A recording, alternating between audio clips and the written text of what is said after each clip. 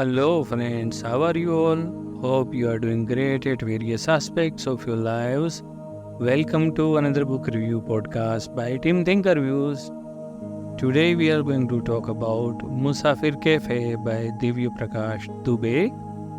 There was a time that all of us read Hindi literature with a lot of love, sometimes as part of the curriculum and sometimes because the stories had a flavor of real India that made a lot of sense to us and as our lives were back then. Then, suddenly we had this wave of well-educated writers presenting Indian stories in everyday English that became a big hit, with the young Indians working in the digital world and on its periphery. But there still remains a significant portion of our life that could be read and understood in our homegrown language, and we are forever exploring contemporary Hindi writers around here. I will share a quick links to our reviews for Hindi books in the description below. And if you are one of those readers who enjoy the fusion and transition between languages and stories overlapping one another, then you will enjoy the works of Divya Prakash Dubey.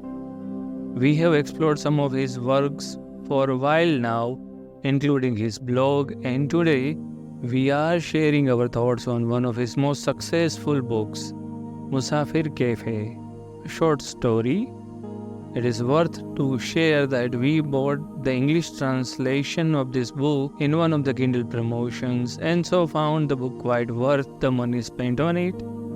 Divya Prakash Dubey wrote the book in Hindi and it has been translated in English by Prerna Singh. Let us take a look at the cover page of the book, the gateway to the fictional world explored within. A dreamy landscape of setting sun in the background that highlights the silhouette of a couple enjoying the evening and each other's company over a cup of chai is prominently elaborated on the cover page of this book, as you can see in the podcast cover. The peaceful background also features a big body of water in the background with a jetty across it. This color scheme is attractive and yet serene. It highlights the almost surreal quality of evening when all of us feel a loss for the day gone by and anticipation for the night coming up. This location is not where the Musafir Cafe of the book happens at, but the characters do explore their feelings on a beach a few times. So, I guess it is not so irrelevant either. All in all, an attractive cover page for the buyers looking for dreamy stories. Now let us take a bird's eye view of the book plot. We meet Chandar and Sudha as they meet each other for the first time in a cafe as part of a meeting organized by their parents for their rishta. However, Sudha doesn't want to get married, so that part is sorted right away. But as these things go, they do have a fair bit in common and strike a friendship soon enough. And one night, after a fight with her roommate, Sudha moves in Chandar's house for a temporary stay that becomes long term. Days go by, and as it happens in life, they become part of each other's daily routine. But what about the elusive word love? Chandar wants to get married, Sudha doesn't, and that's how it remains. Sudha is a lawyer and deals with divorce cases on daily basis. Her aversion to marriage remains immovable, even when they go on a honeymoon trip together, even when she meets Chandar's mother, and even when she becomes pregnant. Frustrated with his own dreams and desire, and unable to understand Sudha's rejection of a marriage proposal every time, Chandra takes off on a journey that eventually brings him to Missouri. Sudha lies to him on the phone that she has had to abort the baby due to complications. Chandar embraces what life gives him in Mussoorie and eventually realizes his long-term dream of having a place filled with magical books and offering respite to all travelers. Musafir Cafe. He is not alone here either.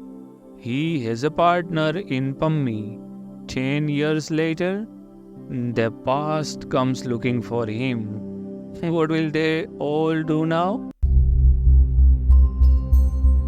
So, on the surface, it is a sort of love story. It features young people trying to make sense of relationships and find a way of coexistence that makes sense for them.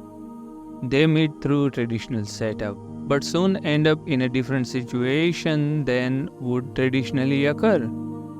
The first meeting, the first attraction, the first steps towards relationship, the first fight, it is all here. Quoting from the book, there is a different air about everything that happens for the first time, because everything that follows depends on it. If there is no first, there is no possibility of a second or a third. That is exactly why the first step decides the rest of life's destinations. When we repeat ourselves after the first time, we are actually trying to find that first time again. But as time passes, conversations become repetitive. Quoting again from the book, after a point, conversations lose their meaning, and people talk not so much to converse as to bide their time. The world hasn't looked for new conversations for years. Only the people on the different sides of the conversations keep changing. And that is where the book reveals another layer. It moves on to conversations about little things in life that we ignore to keep up with our mundane existence and following the path carved for us by traditions. Get educated, get a job, get married, buy a house, have children, get them educated, and so on. In all of these, there is not much space for craziness or unusual dreams. We all have a very limited window in our youth, in our starting the work-life days when we have multiple options in front of us. Once we join the race takes over the life. And you might wonder many times, what is the purpose of this? What is that I want to achieve with my life here? Divya Prakash Dubey has quite a few observations about how we shape our lives through things that set us apart rather than things that make us fit in the frame. Quoting from the book, a life doesn't have any meaning. You have to put one in it, either with your craziness or with your dreams. We spend our entire life worrying about earning something we have no clue about, and fail to realize what to sell and what to save. Life is a secret that every generation keeps passing on without getting to know too much about it. It is an interesting book, as in it has the storytelling part and the parts where the characters talk to one another. It doesn't always make complete sense, this dialogue, and as there are only a few characters here, these talks are also sometimes repetitive. But there is a segment in the introduction where the author says, the biggest price as an author pays for writing a story is that he metamorphoses into a story himself. It is not an author's job to put everything in black and white. Everyone who reads the book should keep underlining alongside. A book's underlines are the ellipses the author leaves to the reader's imagination. Now, this is something all of us do, isn't it? Even here, when we write about the books, We share the parts that we underlined and like. Every reader gets something different out of the same book. Quoting from the book, if you want to understand someone, look at the books in their shelf. If you want to understand their soul, just read what they have underlined in them. I did love the part where Chandar gets to live the dream that so many literature lovers have. In just a place filled with books and magic of storytelling with no worries of making a living or looking after a family or buying a property. It is, of course, life of a maverick, and the society cannot function with only mavericks. The structures that humans have created for their social life will crumble if a large portion of the society did not have the aspirations that fit within its framework. But the world of art and literature is more suited and is more of a place for mavericks and dreamers. These lost souls usually contribute a lot more towards improving the quality of our existence through questioning the status quo and charting their own paths into unknown territories. And although you may think such existence as passive, it is the passion of such readers that keeps these links between our ancestors who are gone for thousands of years and the learning and experiences they put in books to what we do today. The essence of life doesn't really change. Neither does humanity. We just all need to explore the same routes, make our own mistakes, and arrive at the destination after we have faced many defeats and embrace the fundamentals of our existence. Quoting from the book, the best and the worst thing about life is that nothing is meant to be forever. A little bit of trepidation is necessary, because if you don't get jittery while doing something, it either means that it isn't important or it's not worth doing at all. Our real journey starts the day we lose faith in everything, the world, relationships, even God, and it reaches its end when all of those faiths come back and embrace us. True freedom in totality means getting lost of your own free will.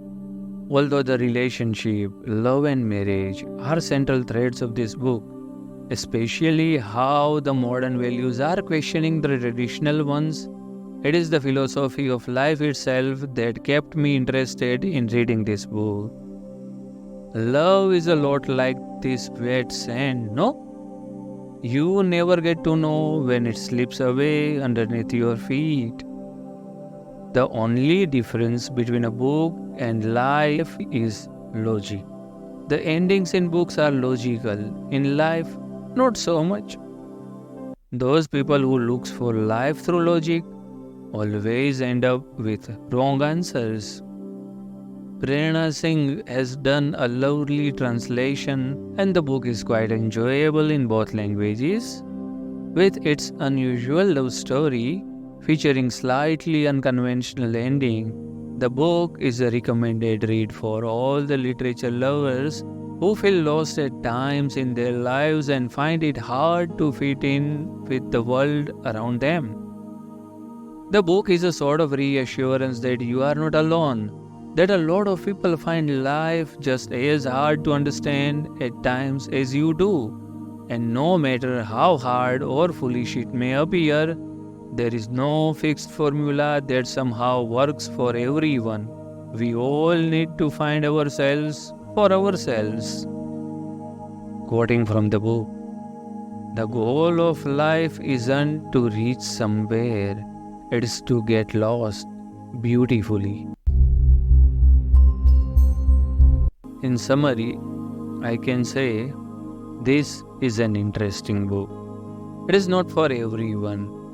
If you are looking for something that provokes your mind to think about the life and the purpose of the life and what you are doing with your life, then you may love reading this book.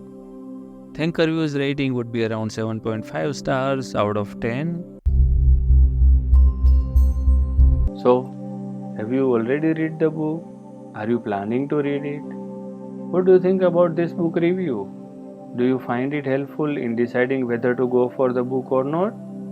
Please do share your genuine remarks via comments below. If you have enjoyed listening to the review, please hit the like button and do not forget to share it with your friends and other fellows whom you think such reviews interest more. Till we meet with our next podcast, bye bye, take care, namaskar.